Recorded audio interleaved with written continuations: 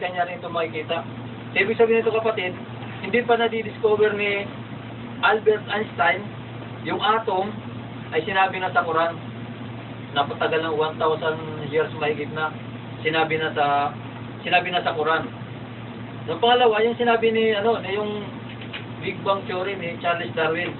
Sabi ni Charles Darwin na ang mundo ay namuo sa pamagitan ng solid, liquid, particles. At masabi natin na hindi rin niya ito na-discover, no? Hindi rin niya ito na-discover, rediscover na ito sapagkat matagal na rin panahon, no? Sinabi sa Quran, gaya ng sinabi ni Allah Subhanahu wa Ta'ala sa Surah Anbiya chapter 30, A'udhu billahi minash shaitanir rajim. Awalam yaral ladina kafaru anna as-samawati wal arda kanata rayakan papataknahuma waja'alna minal ma'i kulla shay'in hayy afala yu'minun.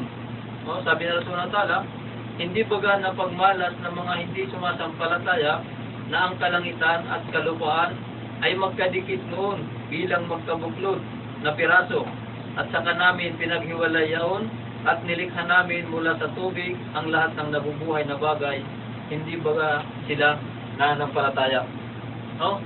Dito may magasin dito mula sa Quran na Science, no, mula sa libro na ang Atlas ng Kalawakan, The Space Atlas na Hidir at Invis sa page 50, nakalagay doon, ang isang bagong bituin na namuo mula sa isang ulap na usok at alikabok, nebula, na isa sa mga naiwan ng usok na siyang pinagmulan ng sanlibutan. No, usok, ibig sabihin, papasok sa gas, no, sa gas. No, sa Horizon Exploring the Universe, Age Plate 9, mula sa Asosasyon ng mga Universidad para sa pagsisiyasat sa astronomiya. So, doon, ang lawa ng nebula ay isang ulap na binubuo ng usok at alikabok, ay umaabot sa 60 light years sa kaluwagan. Ito ay pinagagalaw sa pamamagitan ng ultraviolet radiation mula sa mainit na bituin na kailan lamang nabuo sa kanyang nasasaklaw na kabuuan. No? Ito sa mula sa ang mga kalawakan sa pagsasaliksik ng salibutan. So ito yung yung pinanggalingan. Kaya sabi na sa Allah Subhanahu wa Ta'ala, na ang kalangitan at kalupaan ay magkadikit noon bilang magkabuklod na piraso. So doon po nagsimula, kaya sabi natin, yung si Charles Darwin, doon lang lamang sa tumama. Yung sinasabi yan, mula sa solid, liquid, at gas particles. So doon po yung namuyong mundo. Ganda mo kapatid. Ayun, Masya Allah. Napakaganda po nun. Kaya yun po yung sa Quran na binanggit po ni Brother Muad, nandun na po yung tinatawag na Big Bang. Kasi sabi ng mga scientists na kung saan na-discover nila, nakita nila na sabi nila, itong kalawakan, itong kasama na rin pong mundo na to, meron daw isang bagay noon, merong isang piraso na nagmula. Ito ay pinagmulan ng ating lahat ng universe, lahat itong mundo na to ay nagmula sa isang bagay na kung saan sumambulat, sumabog. Ibig sabihin, yun ang tinatawag nilang Big Bang. Oo, kaya nung sinabi nila na ito yung Big Bang na to, ito daw yung pinagmulan ng lahat, kaya nagkaroon ng mga star, mga galaxy, lahat-lahat yan, mga nasa taas, araw, buwan, itong mundo na to. Nagsimula doon. Kaya, akala nila, ito ay kanilang na-discover. Hindi po nila na-discover yan. Late na po sila. Samantalang ito po ay nakalagay na po sa banal na Quran. Kanina, binasa po ni Brother Muad. Dati, hindi ba sila, ito po, ay sinasabi doon. Na sinasabi po, na nakalagay po yan sa Surah Anbiya, verse 30. Surah Anbiya 21, verse 30. Ganito po ang sinasabi. Ang sinasabi po, hindi baga na pagmamalas ng mga hindi sumasampalataya na ang kalangitan at kalupaan ay magkadikit noon bilang magkakabuklod. Mag-iisa daw, magkadikit noon magkadikit noon bilang magkakabuklod na piraso. At saka namin pinaghiwa-hiwalay yaon at nilikha namin mula sa tubig ang lahat ng nabubuhay na bagay. Hindi baga sila nananampalataya. Okay. Nakita mo dito po dalawa po yung sinasabi rito sa isang verse na to. Ay sinasabi doon ni Brother Muad, nakalagay din sa Quran, na iisang piraso, batay kung sa sinasabi ng mga scientists, na iisang piraso noon na isang bagay ay pinasambulat, pinaghiwa-hiwala, yun ang sabi nila, tinatawag nilang Big Bang. Na tinatawag nila. Opo. Hindi nila alam, ito po ay nakalagay na po. Nakalagay na po sa Quran yan. Matagal na panahon na po yan. 7th century, nakalagay na po sa Quran yan. Brother Muad, may nakalagay ba sa Biblia yan? Wala po, di ba? Walang nakalagay. Kaya yun po, brother, doon po sa nagtanong, wala pong katulad na nakasulat sa Biblia, yung Big Bang. Ito po, katulad, halimbawa, na sinasabi rito, na sinasabi, na yung lahat ng bagay na nabubuhay ay nagmula sa tubig. Sa Biblia, wala po tayong mababasang gano'n. Samantalang dito, detalyado eh. Nakalagay pa, yung sa original, di ba? Baka sabihin nyo, gawa-gawa po namin yan. Ito po yung nakasulat sa Arabic mismo. وَجَعَلْنَا مِنَ الْمَاءِ كُلَّ شَيْءٍ حَيٍّ. Ang lahat ng mga nabubuhay na bagay ay nagmula sa tubig. Lahat ng galing sa tubig, yung mga nabubuhay. Ito po yung minsan na sinasabi, kaya nagtataka yung mga scientists, brother. Kaya maraming mga scientists, hindi natin na masisi sila, na bagamat sila ay matatalino, mga scientists, sinasabi nila, wala daw Diyos, dahil sa mga na-invento nila, na nakikita nila, pero sa likod ng pagbabasa nila, nalalaman nila na ito pala ay nakalagay na pala sa Quran. Katulad dito, itong bagay na to, na sinasabi ng Quran, na ang lahat ng bagay na nabubuhay ay nagmula pala sa tubig. Kahit yung katawan natin 75% tubig yan. Kaya, paano nasabi? Paano nalaman ng hindi marunong magsulat at magbasa kung sa kanya galing lamang itong Quran na to? Kung sabi nga ng mga kababayan natin, ba't kayo maniniwala dyan sa propeta nyo? Hindi naman marunong magsulat at magbasa yan. Imposible nga Ito nga yung nakakapagtaka Hindi pa nga siya nakapag-aral Paano na kung nakapag-aral pa siya? Di mas lalong higit pa ang nalalaman niya. Pero ito, na sinasabi niya, paano niya nalaman ito nung panahon na wala pang mga scientists noon? Wala pang nakakadiscover noon? Paano niya nalaman yun? Kahit kayo, mga kapatid po, ng mga kababayan po natin, mag-isip po kayo kung iyan po ay may nakalagay po sa Biblia. Kaya hindi po natin masasabi na ang Quran ay kinopya po sa Biblia. Wala pong nakalagay po dyan na katulad nito na binabanggit sa banal na Quran. Na sinasabi na ang lahat ng nabubuhay na bagay ay mula sa tubig. At itong kalawakan natin ay itong mga nasa taas natin, mga galaxy, ito ay kaya nagkaroon ng mga ganyan, mga bituin, araw, buwan, itong mundo na to, ito pala ay nagmula sa isang bagay lamang at pinaghiwa-hiwalay. Magkakadikit pala tayo, isang bagay lang pala noon. Kaya yung sinasabi ng mga scientists noon na talagang tama. Kaya nung nabasa nila yung Quran, maraming scientists po ang nagmumuslim. Tinanggap nila na imposible. Hindi, imposible to. Paano malalaman to nang hindi marunong magsulat na hindi nakapag-aral? Kung sarili niyang guni-guni lang to. Kung guni-guni lang to ng Propeta Muhammad sallallahu alaihi wasallam, paano niya malalaman na mababanggit niya ang mga kaalaman ng ganito? Ibig sabihin lang, mga kababayan po namin, yung Quran na to ay wala pong pag-aalinlangan na ito ay mula sa Panginoon na nakakaalam ng lahat ng bagay. Kaya sinabi kay Propeta Muhammad sallallahu alaihi wasallam, na ito ang kalawakan, itong dating peraso na to na iisa ay pinaghiwa-hiwalay namin, pinasambulat. Sabi nga ng mga scientists na tinatawag nilang Big Bang. Oo. Kaya ito, yung sinasabi pa na ang lahat ng bagay na nabubuhay ay nagmula sa tubig. Mayroon pang sinabi ang Propeta Muhammad sallallahu alaihi wasallam, karugtong dun sa aya na to.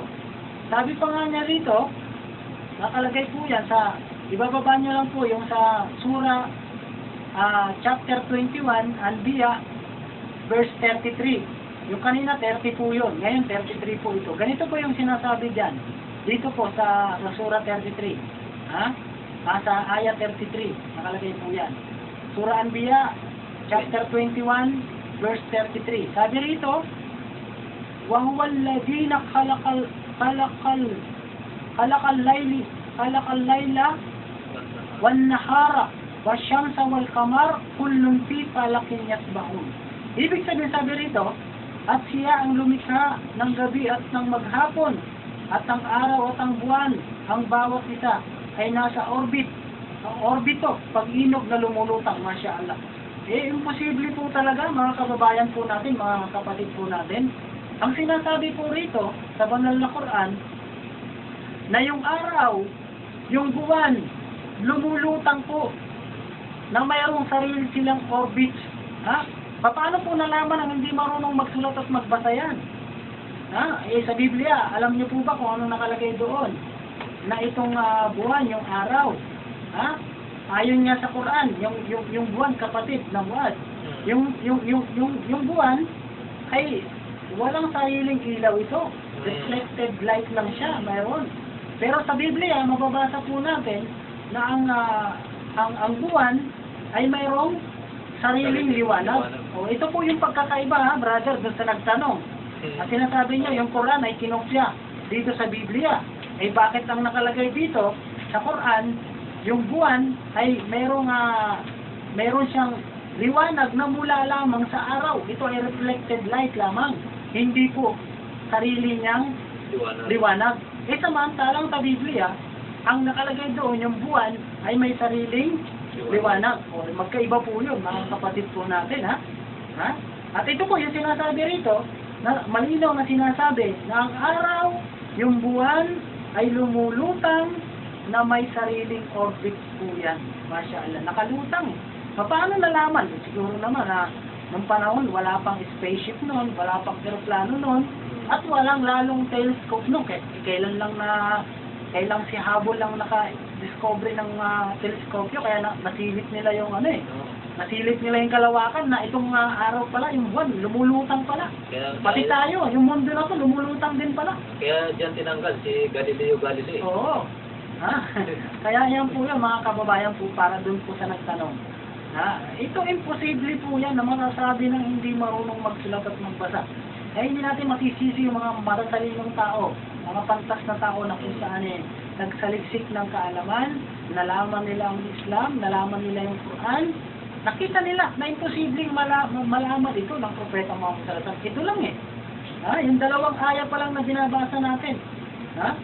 Sapat na to para maniwala ka na hindi ito gawa-gawa, hindi ito guni-guni, hindi ito gawang katha lamang ng Propeta Muhammad sallallahu alaihi wasallam. Kapag detalyado ang sinasabi sa Quran, brother mo, di ba? Kaya, yun po. Samantalang sa Biblia, kasi yung tanong nga ng kababayan natin, anong pagkakaiba ng Biblia at ng Quran? Yun po yung pagkakaiba. Halimbawa po yung buwan, sa Biblia, may sarili siyang light, meron siyang liwanag, sarili niya. Samantalang sa Quran, may reflected light lamang. Ito po ay mula sa araw, kaya meron siyang liwanag. At sinasabi pa rito na ang mundo, tayo, lahat ay yung mga nasa kalangitan, nandito sa mundo, sila ay lumulutang. Samantalang dito sa Biblia, kung mababasa po natin, nakalagay po sa Job yan, na yung araw, yung buwan, itong mundo natin, itong mundo na lang natin, ito ay may tukod, may haligi. Hindi naman sinasabi rin na ang mundo ay bilog sa Quran. Hindi naman bilog, kundi yung egg ostrich. Yung itlog ng ostrich, hindi naman bilog na bilog.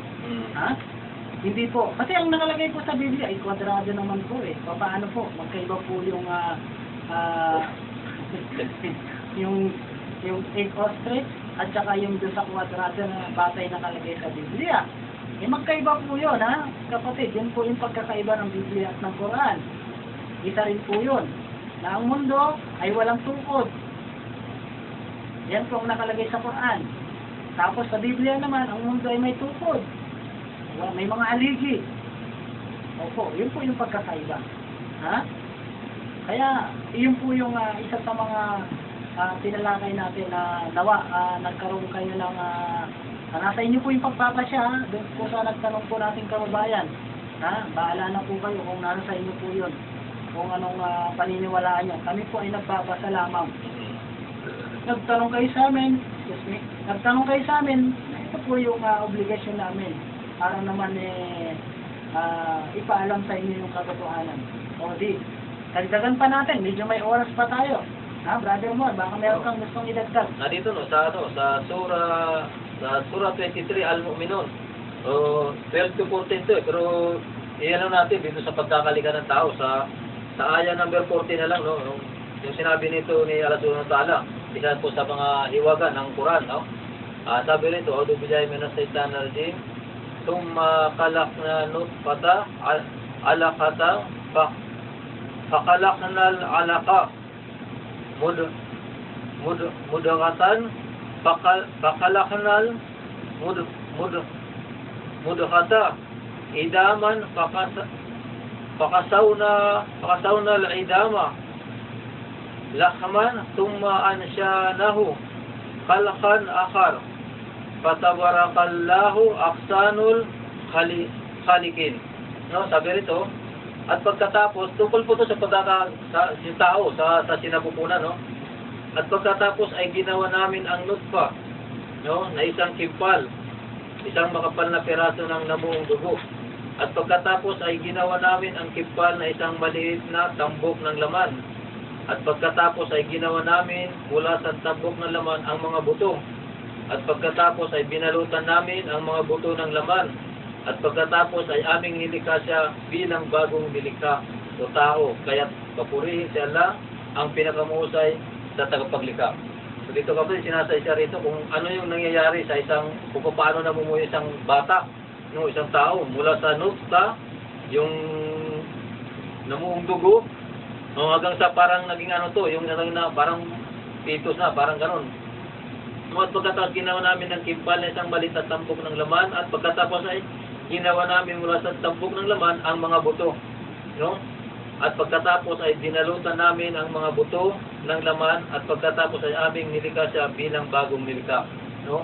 So yun po, no, isa sa mga hiwaga rin ng Quran, yung tungkol sa siyensya kung paano tayo namuo sa loob ng sinapupunan nating mga magulang. So hindi ito maitatanggi ng ating mga doktor, ng ating mga scientist, no, na itong nakalagay sa Quran, nangyayari talaga ito, no, sa totoong pangyayari.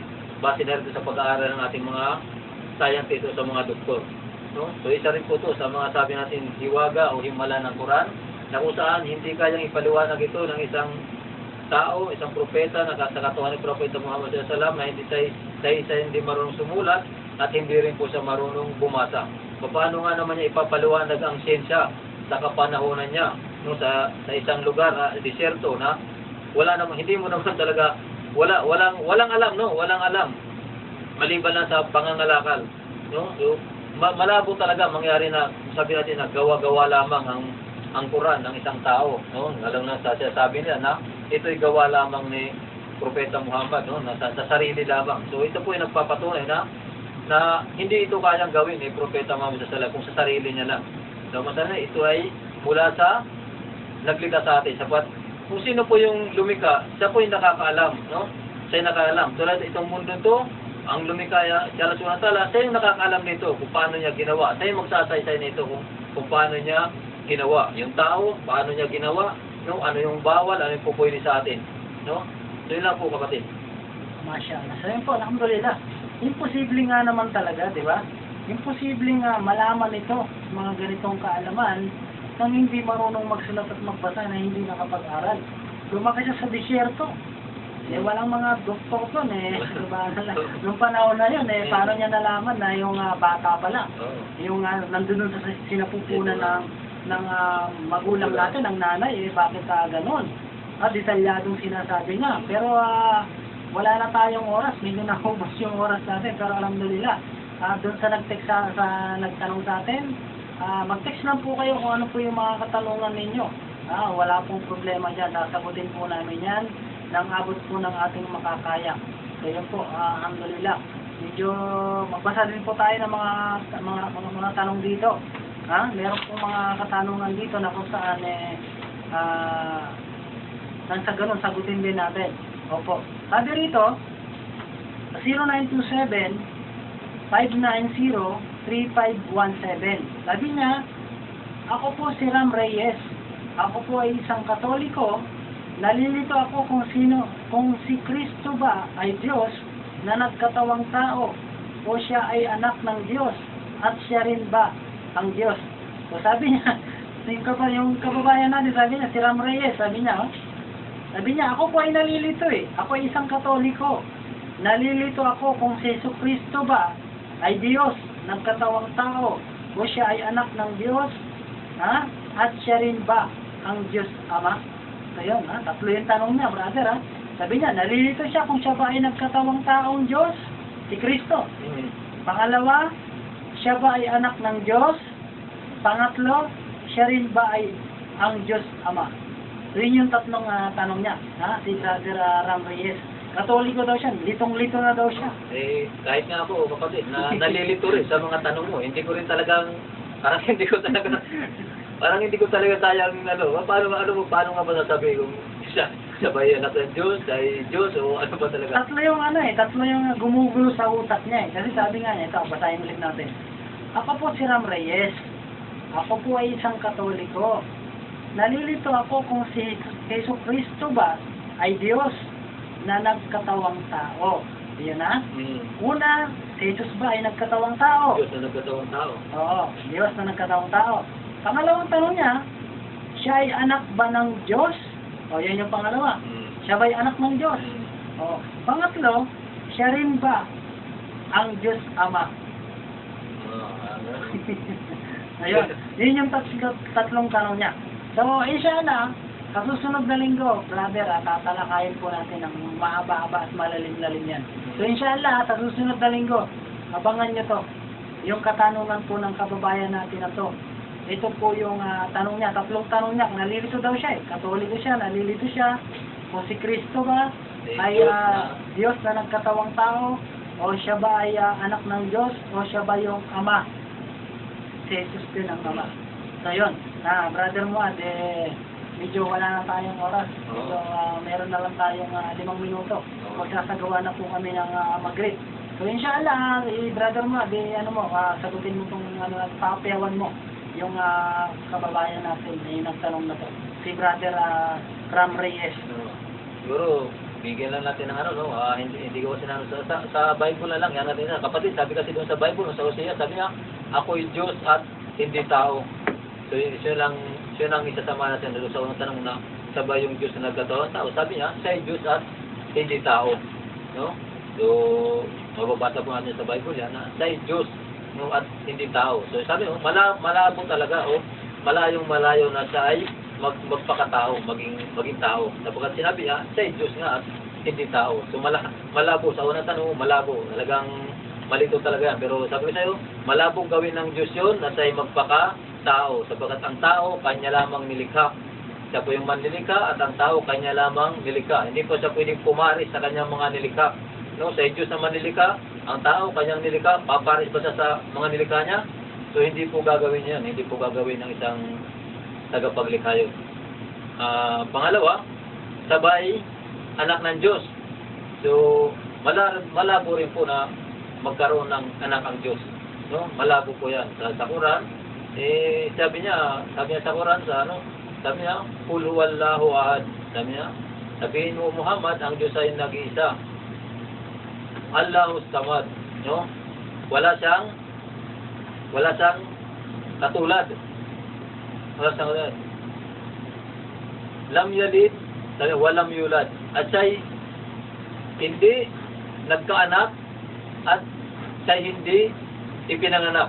O yun po, ito yung talagang matibay namin na kami po mga Muslim ay hindi niniwala na siya'y nagkaanak. Sabi niya, lam yalid, walam yulad. No? At siya'y hindi nagkaanak at hindi siya ipinanganak. Walam yakul lahu kufuwan ahad. No? At siya'y walang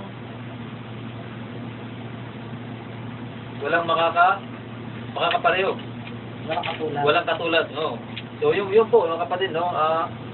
At yung pangatlo, Yung pangatlo, kung si Jesus ba ay Diyos na Ama din. Kung sa Diyos Ama, malabo rin po yun. Okay? Malabo rin po yun. No? At kapag nung siya ipinako, sabi niya, Diyos ko, bakit niyo ako pinabayaan? Kung siya yung Diyos na mismo yun, sino yung tinatawagan niya? No? Sino yung tinatawagan niya? Hindi pwede mo yung tawagan niya yung sarili niya. No? So kung sabi na, siya ba yung Diyos? Malabo. Nung siya ipinako, sabi niya, Diyos ko, bakit mo ako pinabayaan? Ngayon kung siya yung Diyos, sino yung tinatawagan niya? No? Sino yung tinatawagan niya na, Diyos ko, bakit mo ako pinabayaan? No? At isagto ko lang, kung siya'y kagustuhan ba niyang mapako, bakit sinabi niya, Diyos ko, bakit mo ko pinabayaan? No? So yun lang kapatid, no? So yun, alhamdulillah. Sa susunod po na linggo, yung pinakapayawan po ni Brother Muad, yung katanungan po ni Brother Ram Reyes. Opo. Sa susunod na linggo, abangan nyo po yan. Yan po yung tatalakayin natin, yung tatlong katanungan ng brother natin, yung kababayan natin. Kasi nalilitong-lito daw siya eh. Ang alin ba talaga, kung Diyos ba si Kristo, anak ba siya ng Diyos, o kasama siya sa Diyos, o siya rin ba yung anak, siya rin ba yung ama? Ha? So sa susunod na linggo po, alhamdulillah, wala na po tayong oras, medyo kinapos na naman po tayo, alhamdulillah. Iloob po ng Allah subhanahu wa ta'ala na tayo ay magkasama-sama. So sa susunod po na linggo, magkaliligan ulit tayo. So, alhamdulillah, Rabbil Alamin, hanggang dito na lang po mga kapatid. Iniwan po namin sa inyo ang Assalamualaikum warahmatullahi wabarakatuh. At doon po sa mga kababayan po natin, nawa, mapatnubayan po kayo sa tuwing na landas na ibinigay ng Allah subhanahu wa ta'ala. Wala pong iba kundi ang Islam. So, alhamdulillah,